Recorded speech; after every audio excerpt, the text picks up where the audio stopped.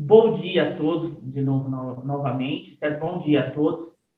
Hoje nós estamos aqui no dia 8 de agosto, certo? 8 de agosto de 2020. Nós estamos aí começando a nossa segunda aula de teoria musical. Lembrando que lá no final do mês, no dia 29 de agosto, certo? Nós teremos aí a nossa primeira aula de solfejo, certo? Aqui mesmo por esse aplicativo aqui, por esse canal aqui, nós teremos a nossa aula de solfejo.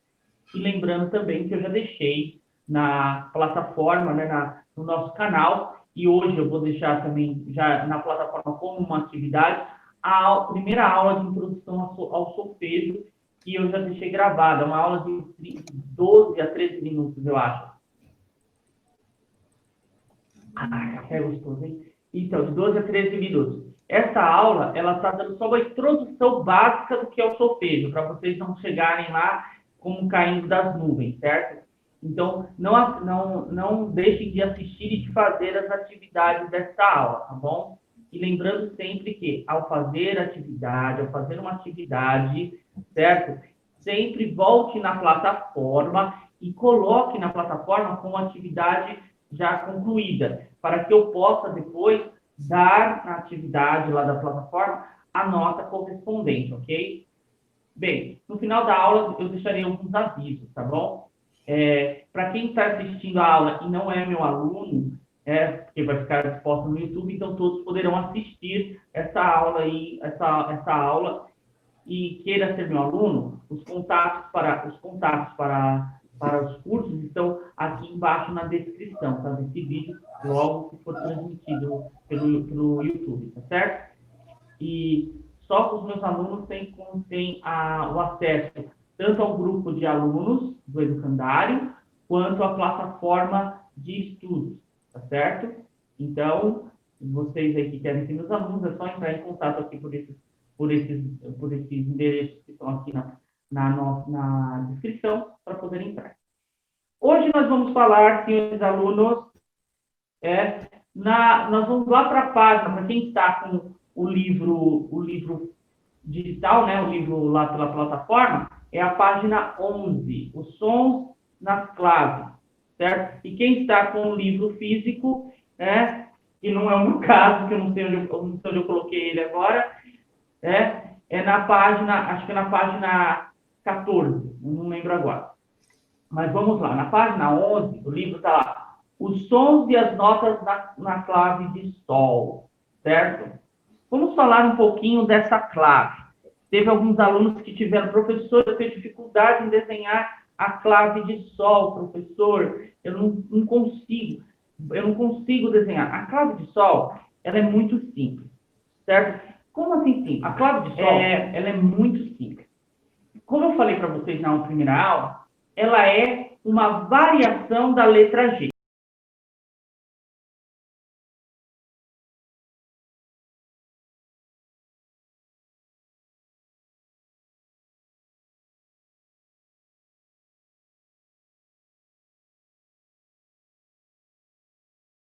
Então, eu tenho aqui a letra G de forma maiúscula. Essa letra todo mundo consegue fazer, certo? Aí, o que eu faço, geralmente? Eu pego essa letra G, certo? E faço um F minúsculo de letra de mão em cima, ó. Pronto, já tenho basicamente a clave feita, certo? Eu comecei assim. Eu tinha dificuldade de fazer ela dessa forma aqui, ó. Como as pessoas fazem bonitinho assim, ó. Eu tinha dificuldade. Então, eu comecei fazendo ela. Primeiro fazia o G maiúsculo de forma, depois fazia um F, e aí eu fazia o rabinho do gato.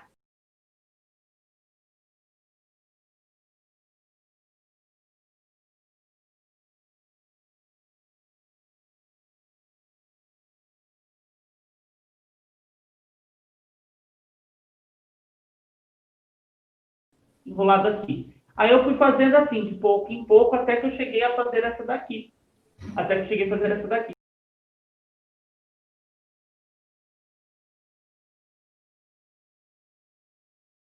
Pode ser assim, professor? Claro que pode, não tem problema, certo? Não tem problema. É como a gente escrever. Tem pessoas que têm letra bonita porque treinaram muito, né? Treinaram muito. Eu também fiz muita caligrafia quando era criança, certo? Fazia, acho que 10 a 20 cadernos de caligrafia por ano, certo? E não cheguei a ter uma letra bonita, mas se eu tivesse feito 30, 40, talvez eu teria uma letra muito mais bonita do que a letra que eu tenho hoje, certo? Mas então, a clave de sol é assim. Só que ela tem uma regrinha, clave de sol. Qual que é essa regra, professor? Eu não sei. O senhor está falando aí que tem uma regra? Sim, tem. Vamos pegar aí, ó. Isso aqui ainda a gente não entrou ainda dentro do texto aí do livro, tá? Nós temos a pentagrama. Vamos fazer aqui a pentagrama de caneta preta, ó. A pentagrama, ela tem 1, 2, 3, 4, 5 linhas, certo? 5 linhas, lembrando que sempre eu conto as linhas de baixo para cima, certo?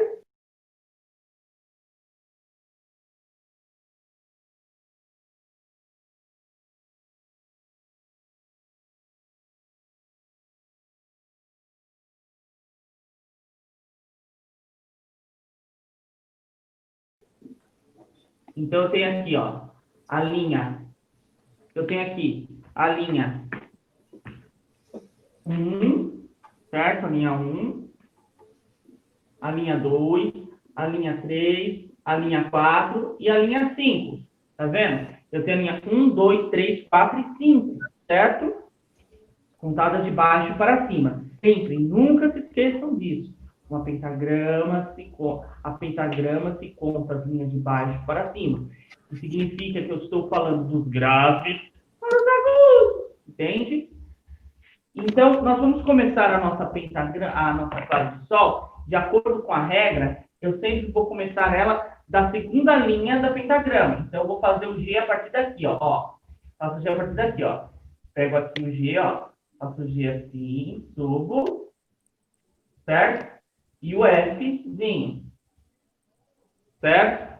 Lá no livro, ele deu até uma coisa interessante no exercício 3 do livro, né? Ele deu até interessante. Ele deu uma barrinha, certo? Uma barrinha para você continuar. Aí era muito simples, era só fazer isso aqui, ó, na barrinha, certo? E depois o G. Vai ficar meio estranho, porque é bem performático, mas não tem problema. Então, você começa o G, ó. Você começa o G, você pode começar da primeira linha, da terceira linha aqui, ó. Fazer o G até a segunda linha, certo? Eu fiz ele muito gorducho. Muito gorducho aí. Fiz o G aqui, subo, pronto. Certo? Não é dificuldade. Vai sair feio nos primeiros? Vai sair feio, porque você está começando agora. Mas com o passar do tempo, praticando, fazendo bastante, isso muda da água para o vinho. Eu falo isso porque aconteceu comigo. Como eu gostava muito de fazer, eu gostava mais de escrever partituras do que escrever textos, né? Embora eu escreva muito bem, mas eu gostava mais de fazer os símbolos musicais do que caprichar nas letras. Eu tenho a caligrafia musical mais bonita do que a caligrafia da língua portuguesa propriamente dita. Lembrando que caligrafia é o formato da letra, tá? Isso que é caligrafia, é diferente de ortografia. Ortografia são as regras das palavras. Na música, você também tem uma caligrafia, que são as notas, que é o que a gente está vendo aqui. Eu vou deixar disponível também para vocês, lá na plataforma, uma página, certo, uma página de pentagrama. Eu acredito que no método aí, no livro, também tenha. No livro antigo, eu acho que tem também, né? Lá nas últimas páginas, as pentagramas, eu acredito que tenha. Depois eu vou dar uma olhadinha. Bom, mas voltamos aí ao nosso assunto na página 11, que é os sons e as notas na clave de sol.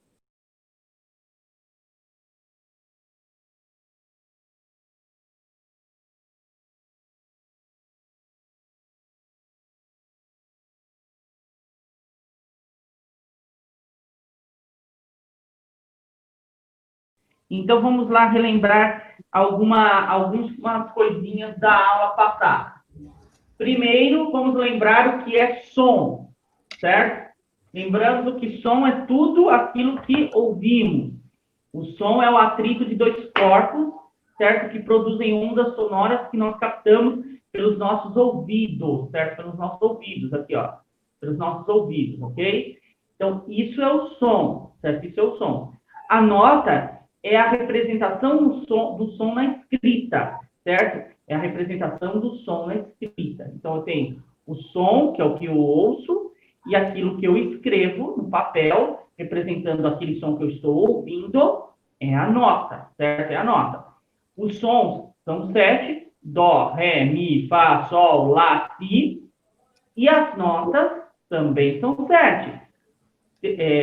Semibreve, mínima, semínima, colcheia, semicolcheia, fusa e semifusa. São 7 também.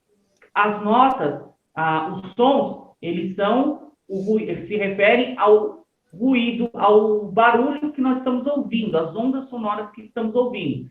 As notas se referem ao tempo de duração que esse som percute, ok? Essa que é a diferença. Mas, professor, como é que eu posso representar, por exemplo, quando aquela nota ela está representando a nota Sol ou a nota Dó? Aí vem a famosa e única pentagrama, que eu acabei de apagar aqui e estou apontando, não sei para quê, certo? Que é a famosa pentagrama.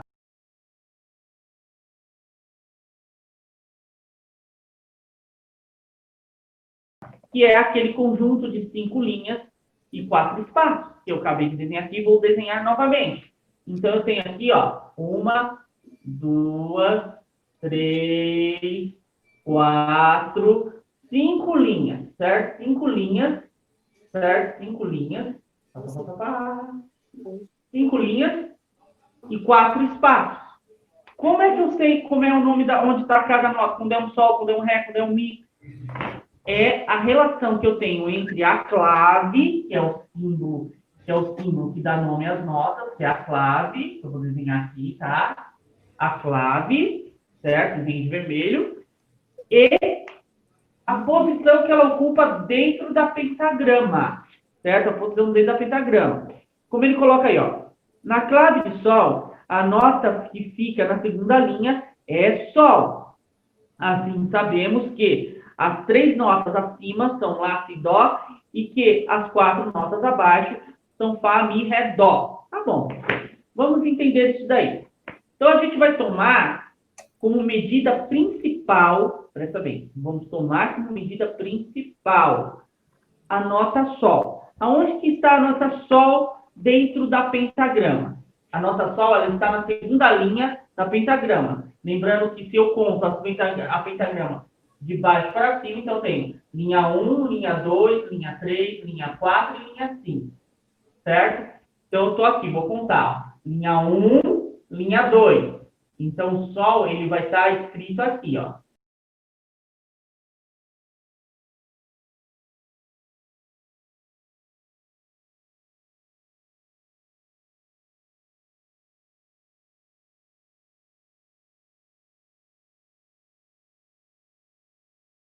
Essa daqui é a nota sol. Vou fazer ela bem pintadinha aqui, ó, para vocês perceberem que tem uma nota desenhada aqui.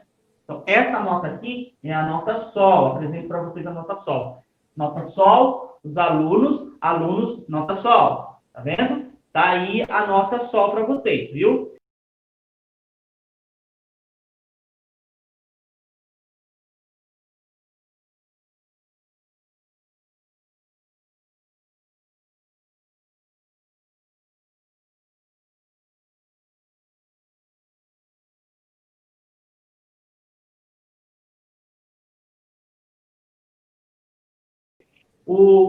Essa é a nota sol. Então, ela vai ser a nossa base. Acima da nota sol, eu posso escrever, como eu já tinha dito para vocês na primeira aula, eu posso escrever as notas tanto nos espaços quanto nas linhas. Como é que se conta os espaços, professor? Eu esqueci. Eu esqueci como é que se escreve. Como é que se escreve nos espaços? Assim. Os espaços, eles também são contados de baixo para cima. Então, eu tenho aqui, ó, o espaço 1, o espaço 2, o espaço 3 e o espaço 4, certo? Então, eu tenho 4 espaços e 5 linhas, certo? 5 linhas da minha pentagrama, certo? Agora, nós vamos contar como é que nós escrevemos as notas. Então, vamos começar subindo, vamos subir. Então, eu posso escrever uma nota na linha, eu vou ter que estar escrevendo uma nota na linha e uma nota no espaço.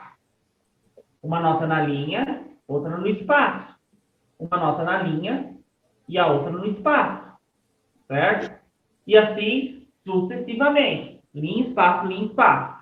Então, eu tenho aqui uma nota na linha, outra no espaço.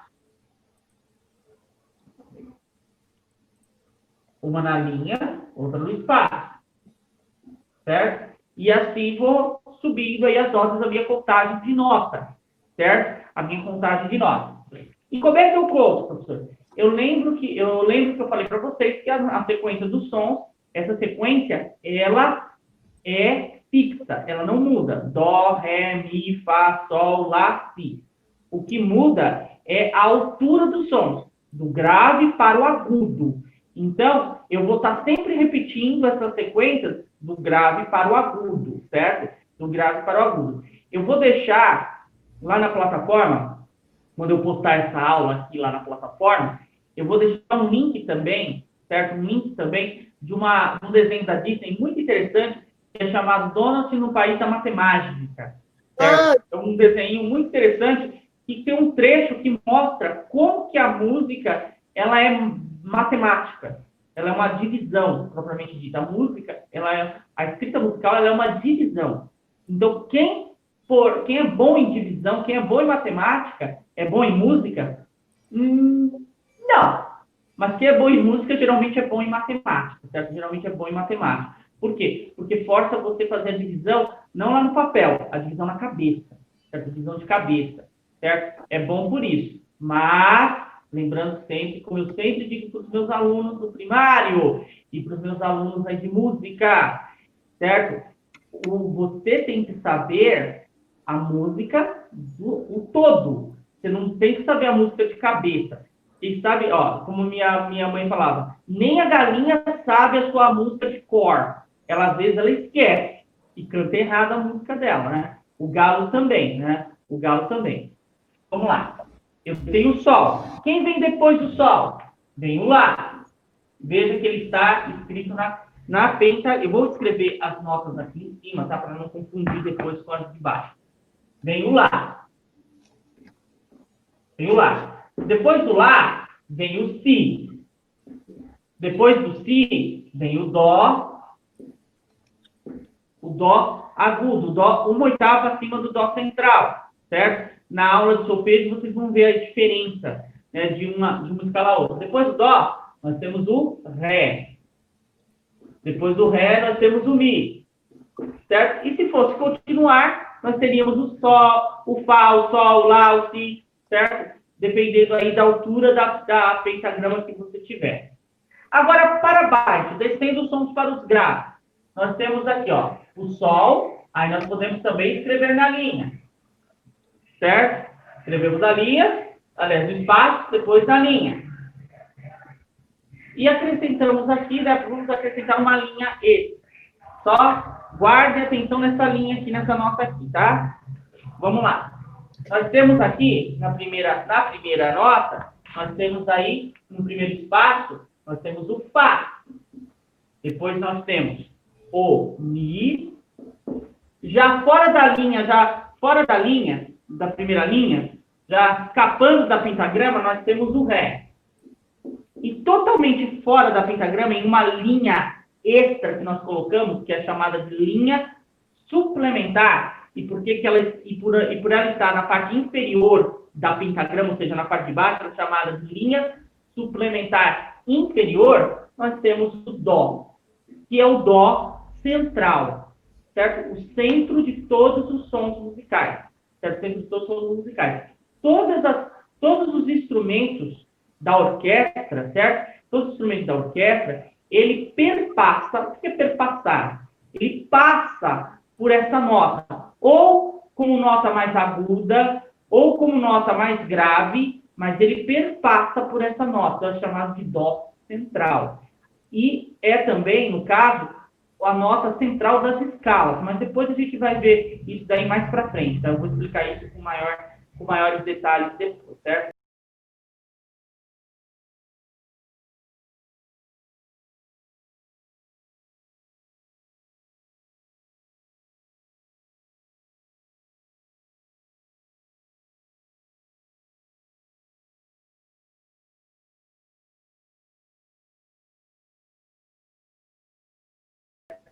Bom, continuando aí a nossa explicação, eu tenho aqui na nossa pentagrama, ó, o Dó, o Ré, o Mi, o Fá, o Sol, o Lá, o Si, o Dó, o Ré e o Mi. Então, eu tenho uma construção sonora aqui dentro. Essa construção sonora principal, ela tem um nome. Ela é chamada de escala. Escala. Opa, porque acento onde não deveria. Escala. O que é escala? A escala é o conjunto de 8 sons. Professor, mas aí tem mais de 8 sons, tem 12. Sim, tem 12, ó. Tem 10. Sim, eu sei que aqui tem 10 sons. É uma explicação do que seria escala. Seria basicamente isso. O conjunto de 8 sons, certo? Eles são seguidos simultaneamente, né, um depois do outro, formando uma sucessão de sons lógica. Isso que seria escala. Então, a escala é uma sucessão de 8 sons construídos de forma lógica, entre tom, de um tom para o outro. O Dó, o Ré, o Mi, o Fá, são todos tons inteiros. Ok? Isso é uma escala e também é conhecida também como escala diatônica, certo? Que é a escala onde todos os tons são inteiros. São inteiros, certo?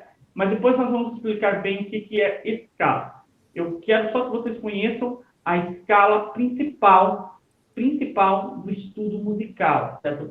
A escala principal, não, desculpe, perdão. A escala primária dos estudos musicais, que é a escala de Dó maior. Então, olhando aí no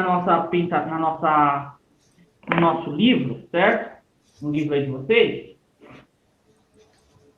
certo? Vamos lá, na página 11, né? Nós estávamos. Vocês viram aí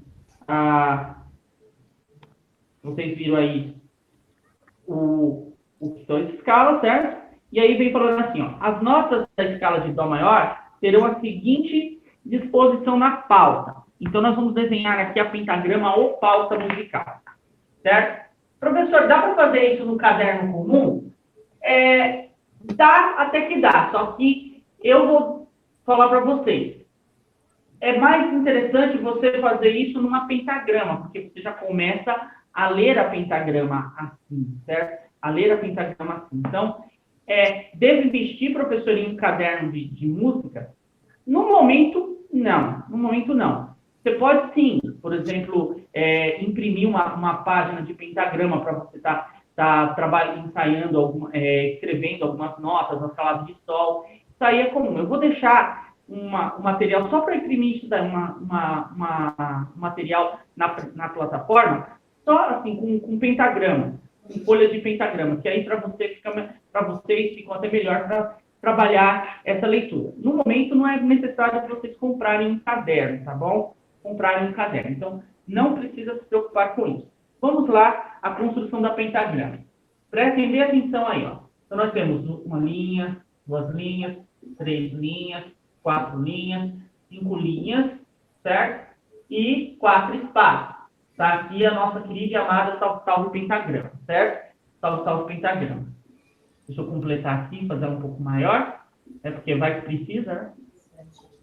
Então, eu sei que você pode falar, professor, por que o senhor já não deixa desenhada as pentagramas como a gente vê aí em alguns vídeos? Porque eu sei que tem alguns alunos aí que estão vendo outros vídeos também de música e fazem muito bem, verem outras aulas. Por que o senhor não faz isso? Não deixa assim.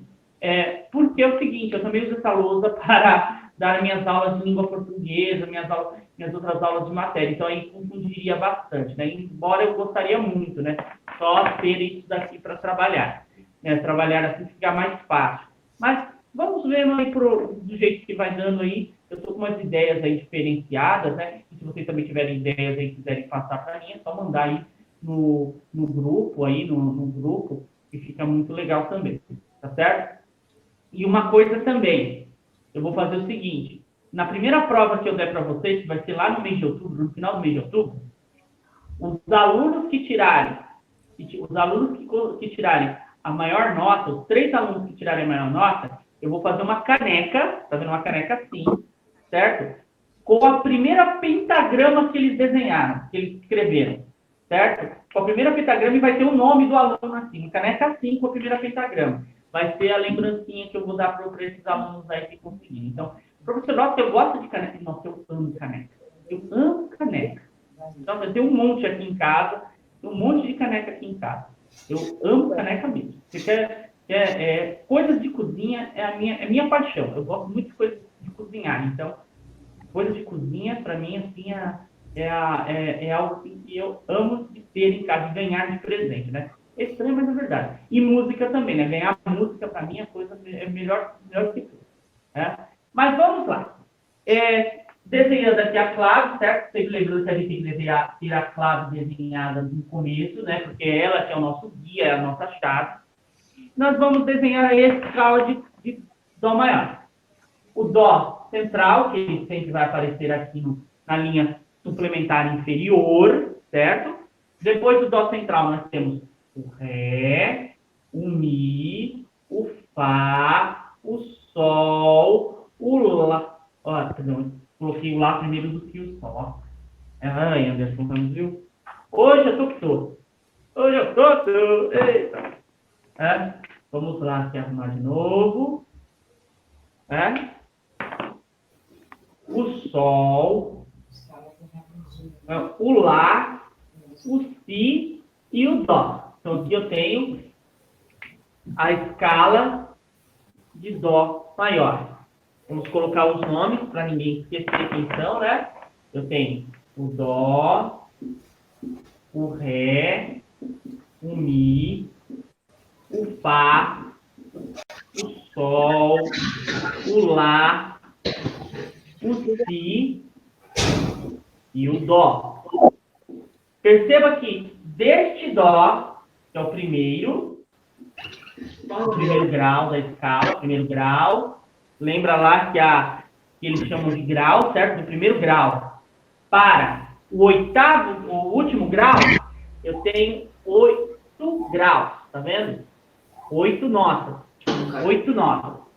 Certo? O que é a diferença disso? É a altura da nota. É a altura. Aqui eu estou grave, aqui eu estou mais agudo. Eu já estou agudo. Então, a diferença desse Dó para esse aqui é a altura. Ou seja, ele é agudo ou ele é grave.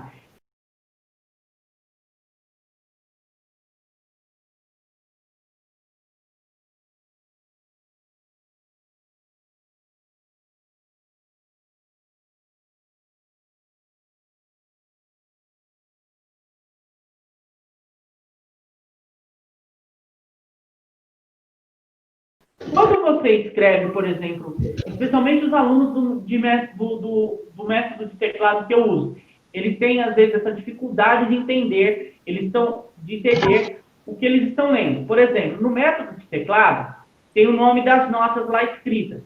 Só que, assim, o Dó se escreve igual a esse Dó que está aqui. Só que a diferença está na partitura, porque esse Dó ele é agudo, esse Dó ele é grave. Então, na hora que ele está tocando, ele fala, esse daqui está Dó. Em vez de tocar o Dó agudo, toca o Dó grave. E esquece de ver na partitura. Então, a gente já percebe que o aluno não está lendo a partitura, ele está lendo o nome das notas. E aí, é nessa hora que a gente tem que fazer o quê com o aluno? Tirar o nome das notas. Certo? Tirar o nome das notas. E isso daí é muito importante, por quê?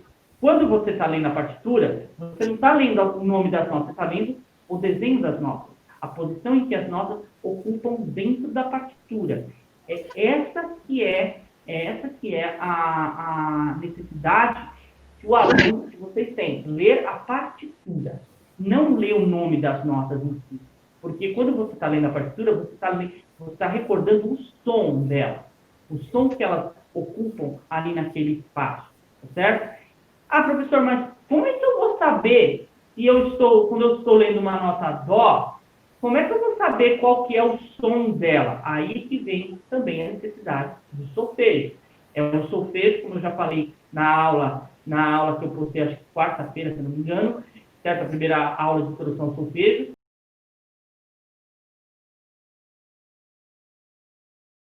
É o solfejo que treina o nosso ouvido, certo? Que afina o nosso ouvido, vamos dizer assim, né? Que afina o nosso ouvido. Porque a gente vai começar a conhecer o som da nota em si. Aqui, você tem a escrita da nota. Então, você lendo a nota escrita, você já sabe, olha, é assim. Para o instrumentista, por exemplo, flauta doce, piano, teclado, violino, violoncelo, todos os instrumentos da orquestra, que não são poucos, depois eu vou colocar aqui na hora que eu vou editar essa aula, antes de passar para vocês, a música, a orquestra, todos os instrumentos, é muito simples, porque nos instrumentos, certo? Basta saber aonde está a posição da nota. Por exemplo, no teclado do piano é fácil. O dó, que está, a tecla branca que está entre as duas, antes de duas teclas pretas, é o dó. Pronto. Eu já sei que ali é o dó, depois vem o ré, depois vem o mi, já sei a sequência das notas. No violão, a mesma coisa. Na flauta doce, a mesma coisa. Nos outros instrumentos, tem os seus dedilhados que o instrumentista sabe. Mas e quando a gente canta, como é que a gente vai saber? Aí é que vem a necessidade de você ter um instrumento perto de você, certo? Para você dedilhar ali no instrumento e saber qual é a altura da nota que você está cantando. Ou você ter um afinador de voz. Foi o que eu citei nesse vídeo, que é o afinador Sound Core 7, certo? Sound Core 7. Quem ainda não baixou o afinador, baixe o afinador Sound Core 7.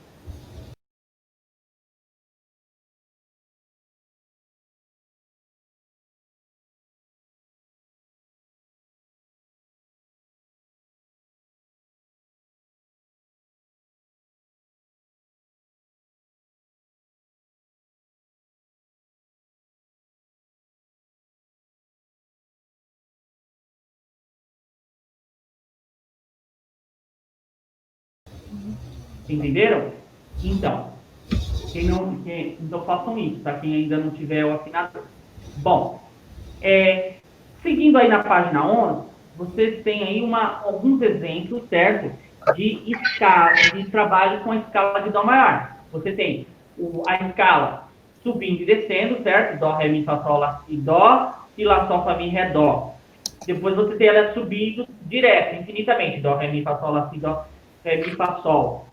E aí ela vai subindo, quantas vezes for.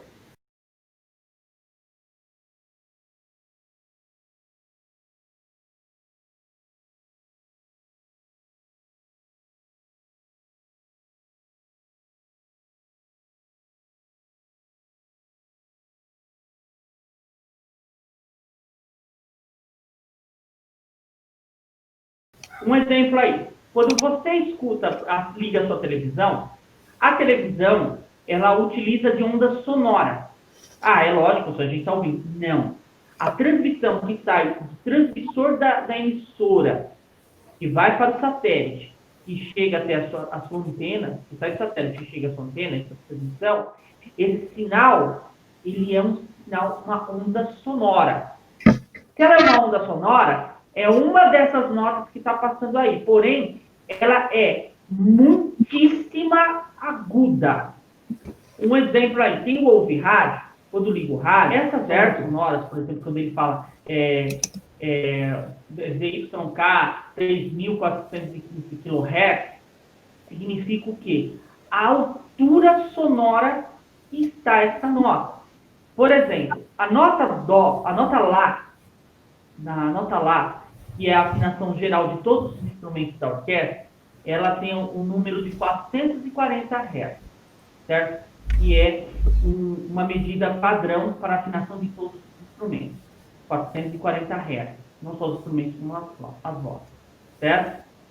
Quando eu vou subindo, cada vez que eu vou subindo, eu vou ter uma graduação mais aguda. Então, quanto mais alto, de 440 Hz, mais agudo vai ficando. E quanto mais baixo, mais grave vai ficando. Então, eu tenho lá, se eu tiver, por exemplo, 400 Hz, é mais grave do que 440 Hz. 480 Hz é mais agudo que 440 Hz. Então, eu tenho aí essa medida aí do som. O Hz é a medida de som. Então, quando lá no rádio fala para você 5.400 kHz, ou seja, está falando que tem uma medida muito aguda. Essa medida aguda a gente não consegue ouvir, certo? É preciso que tenha um receptor no nosso um receptor e pegue essa nota e decodifique essa nota para que nossos ouvidos consigam escutar. Esse decodificador está dentro do rádio, certo? Esse decodificador está dentro do rádio e esse decodificador ele também está dentro da televisão. A diferença do rádio para a televisão é que o decodificador da televisão ele divide essas ondas sonoras em duas partes. Aquelas ondas sonoras que vão para a imagem e as ondas sonoras que vão para o som. É a única diferença do rádio para a televisão. E lá o decodificador ele divide essas ondas em duas partes. No rádio é uma parte só. Ele transforma, na verdade ele nem divide, ele transforma as ondas em audíveis para a gente ouvir. Certo? Para a gente ouvir. Então ele abaixa, na verdade, a frequência sonora. Então ela vem muito aguda. É como, por exemplo, assim, você está lá tocando uma peça e aí de repente você toca uma nota muito aguda no seu instrumento. Se você tiver um cachorro muito por perto, ele vai sair de perto porque aquilo vai ofender o ouvido dele, porque aquilo dói para ele, certo? Ele ouve notas muito agudas e ele sente dor. Ele sente dor mesmo, né? Não estou falando de brincadeira, ele sente dor mesmo, por ser muito aguda. Se você tocar nota muito grave, ele nem vai perceber, porque o ouvido dele não capta muito notas graves. Então, a audição de um cachorro ela é muito sensível, ela é mais sensível que a audição humana, certo? Então, aí está a diferença da audição humana para a audição de um animal, ok? Eu tinha, até pouco tempo atrás, um quadro, né, da audição, do grau de audição de animais. Então, essas audições, elas são feitas assim. Nesse momento aí que vocês estão vendo aí na página 11, aí tem aí a divisão aí das notas no espaço e notas na linha. Então, você pode perceber bem que a escala de Dó, ela vai ser a base das outras escalas que você tem, certo? Das outras escalas que você tem. Continuando aí. Agora nós vamos falar, antes de mais nada, deixa eu apagar aqui a nossa pentagrama, certo? O que seria as linhas suplementares? Vamos lá. Como eu tinha dito para vocês, lá no começo, quando surgiu a escrita musical, porque assim, a escrita musical, ela teve muita dificuldade para existir. Então, a música, como nós conhecemos, ela é mais velha do que andar para frente, certo? A música. Aliás, a música, ela é mais velha até do que a própria fala humana. E, professor, o que você está dizendo? Você está falando uma vez? Estou dizendo besteira não, senhor. O ser humano aprendeu primeiro a cantar, para depois aprender a falar. Professor, eu não acredito nisso. Sim. Se vocês já perceberam, um cachorro, ele late. Ou seja, latir é o som do cachorro. O piar é o som das aves, dos pássaros. O cacarejar é o som da galinha, ou do galo. O zurrar é o som do burro, certo? Do burro, do asno. O relinchar é o som do cavalo, ou da égua, certo? O miar é o som do gato. O rugir é o som do leão. O balir é o som da cabra ou do bode, tá certo? Então, nós temos aí esses sons que são característicos desses animais, certo? De animais. Só que o ser humano, que é um animal, a diferença do ser humano para os outros animais é que é um animal racional, ou seja, ele pensa, certo? Ele tem a virtude do pensamento, ele consegue pensar e raciocinar. Os animais, o ser humano, ele não tem uma voz, um som específico. Ele não tem um som específico. Professor, mas a fala não é o som específico do ser humano? Não.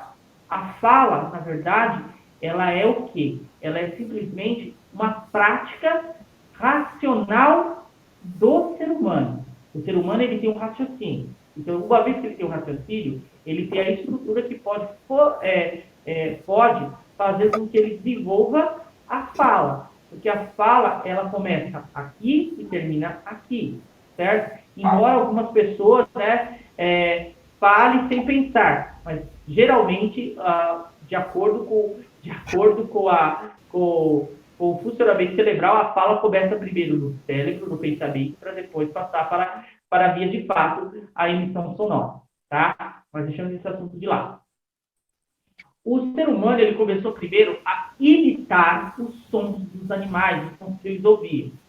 E, ao imitar, ele começou a perceber que ele poderia acelerar e reduzir. O que é a fala? A fala nada mais é do que um canto arrastado, ou seja, um canto com uma velocidade bem menor. Bem menor do que seria a velocidade de um canto de um pássaro, de um canto de uma ave, etc. Ok? De um rugido, por exemplo. Então, a fala humana, ela nada mais é do que uma adaptação do canto, da imitação dos sons dos animais. Isso que é a fala humana. E isso aconteceu, não foi algo assim rápido, não. Vocês, na história, quando eu estiver dando a aula de história da música, vocês vão ver, vão entender isso mais, assim, mais precisamente. Mas isso aconteceu lá por volta dos 100 anos antes 100 mil anos antes de Cristo, mais ou menos, 100 mil anos não, perdão, eu esqueci agora a data, mas é por volta ali, bem antes mesmo do ser humano começar a se reunir em povos, mas foi bem antes. Mas voltando aí no nosso assunto, certo? Para não ofendermos muito, o que tem a ver a música com a voz humana é isso. A música, ela é o canto, né? Ela é o canto, certo? Como você já sabe, a música é o canto. O canto, ela é uma imitação dos próprios sons naturais.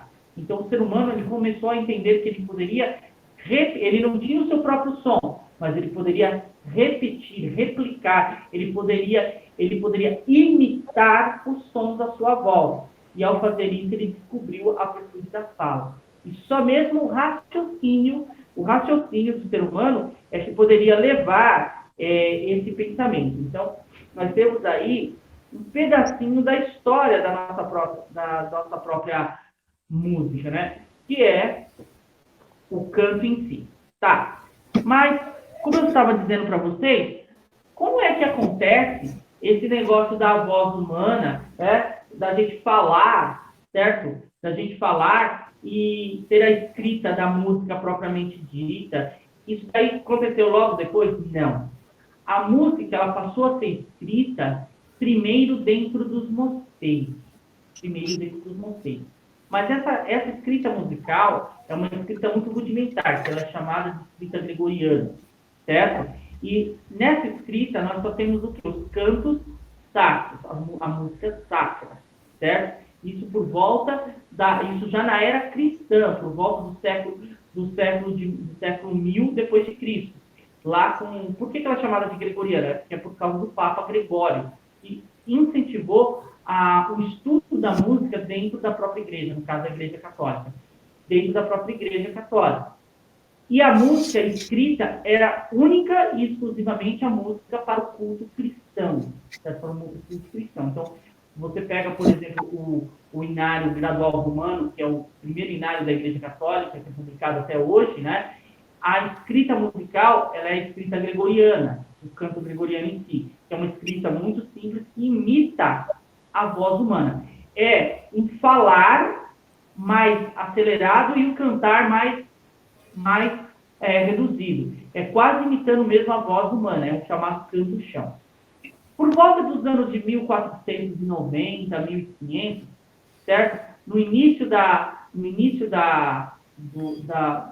finalzinho ali do período renascentista, nasce um homem chamado Johann Sebastian Bach. Para quem não sabe de quem eu estou falando, é esse senhor aqui, ó. É esse senhor aqui, ó. Não, fica aqui.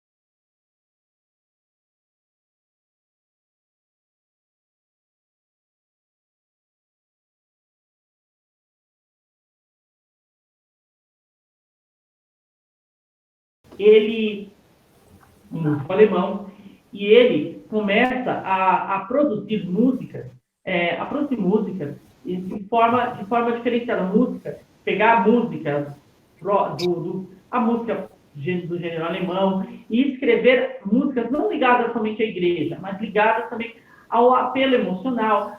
Quando eu falo apelo emocional, estou falando música que é propriamente das pessoas, assim, que não tem assim, uma motivação ligada à igreja, às coisas sacras, e sim aos sentimentos do ser humano, como, por exemplo, a amizade, o amor materno, o amor entre um jovem e uma jovem, etc.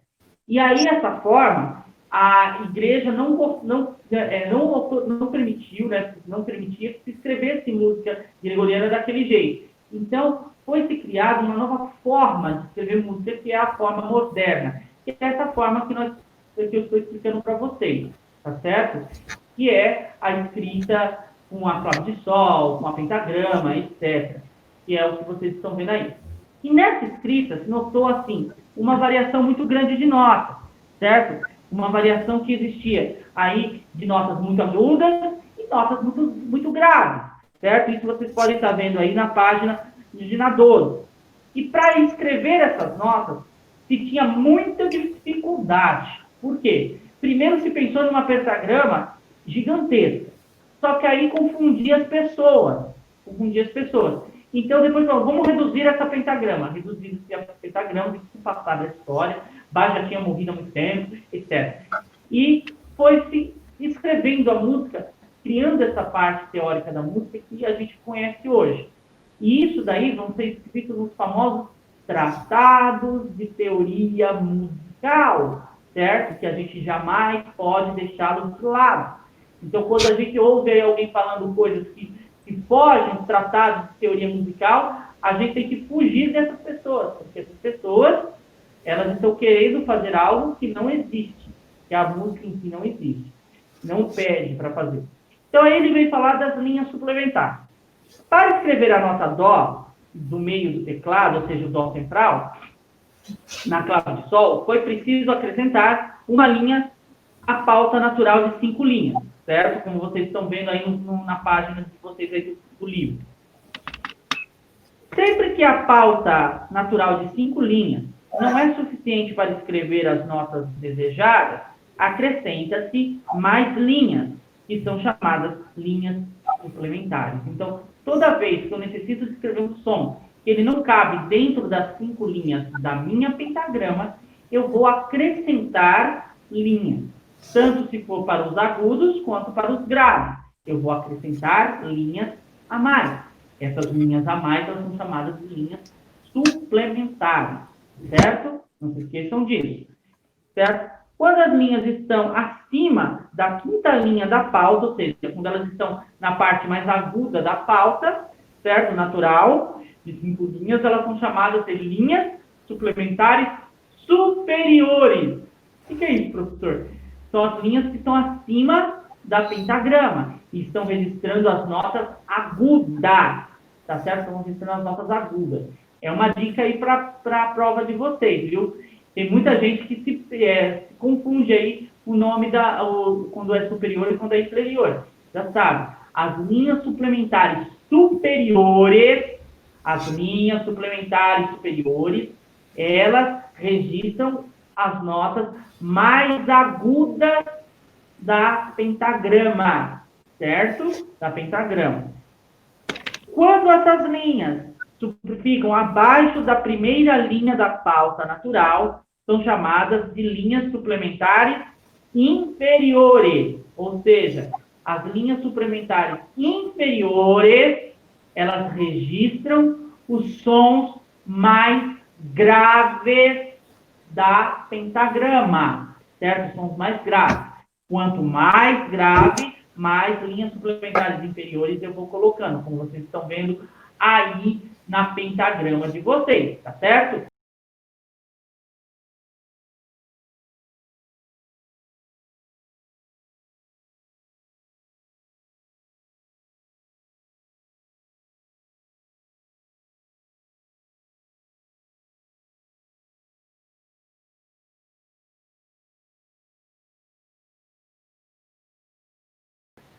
Bom, continuando. Olha o que eu estou falando. Isso daí, lá por volta do ano de 1690, 1700, que acontecia isso. Ó. Antigamente se usava uma pauta grande, de 11 linhas, sendo que na linha do meio se escrevia o dó, do meio do piano, ou seja, na linha central da pentagrama se escrevia o dó central. Certo? Eu contava de baixo para cima. Imagine a dificuldade para um músico entender o que ele estava lendo. Ele não sabia se ele ia para cima, se ele ia para baixo, se ele ia para o lado, ou se ele pegava o instrumento dele e arrebentava na cabeça do maestro que escreveu aquela partitura. Ele não sabia como seguir. Não é que ele não sabia, às vezes ele até sabia, só que isso confundia muito, certo? E aí ele vem dizendo aí para você, ó, como era muito difícil ler as notas escritas na pauta tão grande, a linha do meio foi tirada. Eles tiraram a linha do meio, né, e ficaram duas pautas de 5 linhas, 4 espaços, cada uma. Para facilitar ainda mais a leitura das notas, as duas pautas foram afastadas um pouco, e um pouco mais uma das outras. São essas duas pautas que usamos hoje para a música, para o piano. Essas duas pautas, certo? Essas duas pautas, que também são chamadas de claves, essas duas claves, elas são comuns na música para instrumentos de biclaves, ou seja, que tocam duas claves. O caso do piano, do órgão, do acordeon, do teclado, do teclado nem tanto, mas do teclado também, do teclado, de instrumentos que eles tocam, duas claves. O cravo, certo? O cravo, todos esses instrumentos, a celesta, todos os instrumentos de duas claves, eles vão ler a clave de sol como notas agudas e a clave de fá como notas graves. Os instrumentos como flauta doce, a flauta doce afinada em fá maior, a flauta doce, a flauta transversal, o violino, o violoncelo, eles vão ler a clave de sol, certo? Eles vão ler a clave de sol porque são notas agudas. Os instrumentos mais de som grave vão ler a clave de fá, certo? Mas também, você também tem uma outra clave que também é usada também para o violino e também para o canto, que é a clave de dó. E essa a gente vai estudar um pouco mais para frente, não vai ser agora, tá? A clave de dó. Ela tem uma leitura um pouco aproximada da clave de sol, mas tem algumas diferenças também. Pois bem, então aí nós temos aí, ó, a pauta de cima com a clave de sol é usada para escrever as notas agudas, que são geralmente tocadas com a mão direita. A pauta de baixo é a clave de fá, usada para escrever as notas graves, que são geralmente tocadas com a mão esquerda, tá certo? E quando a gente fala sobre isso, né, sobre as notas musicais, sobre essa escrita musical, é muito importante que você treine a leitura musical. E como eu já disse na primeira aula, a gente só treina a leitura musical lendo. Então, por isso que é muito importante, quando você for ensaiar uma música, você pegue primeiro a partitura, veja quem é a nota dó, quem é a nota fá, quem é a nota lá, veja todas as notas, veja onde tem os acidentes musicais, que ainda a gente não falou aqui, mas que nas próximas aulas nós estaremos falando também. É muito importante que você tenha essa visão geral, total da música, tá certo? Essa visão geral. Por que, professor, que é importante que eu tenha isso? É importante que você tenha isso para entender a música globalmente. Porque, às vezes, você está tocando o seu instrumento. Por exemplo, vamos lá. Está lá o senhor Gabriel tocando a flauta doce, junto com a senhorita Letícia, que está acompanhando ao piano, certo? A Letícia está lendo a parte a qual corresponde ela tocar. E o senhor Gabriel está lendo a parte que corresponde a ele, certo? Cada um, se eu falar, a música é um processo global. Cada um está fazendo a sua parte para um todo. Se, por exemplo, o senhor Gabriel, ele erra uma nota, a senhorita, porque a senhorita Letícia está tocando o piano, ela vai na hora, porque ele errou, vai na hora mostrar que ele errou. Por quê? Porque ela está fazendo a parte dela correta e ele errou uma nota. A mesma coisa vice-versa. Se ela está tocando o piano e ele está tocando a flauta, e ela erra uma nota no piano e ele faz a nota dele normal, a flauta denuncia o piano. Ou seja, quando a gente toca em conjunto, em dupla, ou em trio, ou em quarteto, ou em orquestra, sempre, presta bem atenção, sempre, cada um faz a sua parte, porém, todos estão fazendo um todo, que é a música em si. Ok?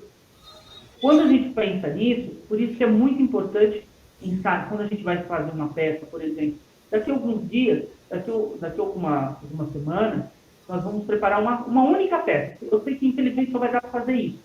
Uma única peça, certo? Para a gente fazer uma peça bem simples, certo? Bem simples. E essa peça, ela vai pegar vários instrumentos, e cada instrumento tem a sua linha para ler. Então, se eu fizer mal a minha parte, o outro instrumento vai denunciar. Aí tem aquela coisa assim, falando, professor, mas o meu coleguinha poderia me dar uma ajudinha para não deixar, para não ficar muito feio, assim. Na música não existe isso. Na música não existe isso. Então, você está lá cantando em coro, e um erra, você está lá cantando em coro, e um erra, todo mundo consegue ouvir que o cara errou. Porque as outras vozes vão denunciar, as outras vozes que estão certas vão denunciar aquele cara que errou. A mesma coisa na orquestra. Se um violinista erra, todos os outros instrumentos, eles denunciam. Todos mesmo. Certo? Então, é essa que é a diferença, viu? Essa que é a diferença de tocar. Por isso que quando você vai estudar uma música para tocar em grupo, ou até mesmo, é mais difícil você tocar em grupo, porque é uma responsabilidade, não é difícil, é uma responsabilidade maior você tocar em grupo do que você tocar sozinho, certo? Do que tocar sozinho, certo? Em grupo, você tem a responsabilidade de fazer a sua parte bem, para que as outras pessoas também façam a sua parte bem. Agora, sozinho não, você tem a responsabilidade de tocar bem. Se você errar, você pode até falar, olha, foi um arranjo diferente que eu fiz, foi um golpe de emoção que me obteve ali naquele momento, mas quando você está tocando em grupo, isso não tem como você justificar, porque os outros vão denunciar você.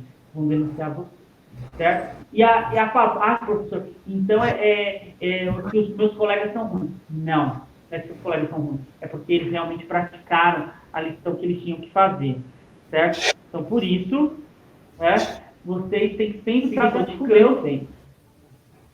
E até a próxima aula, se Deus quiser.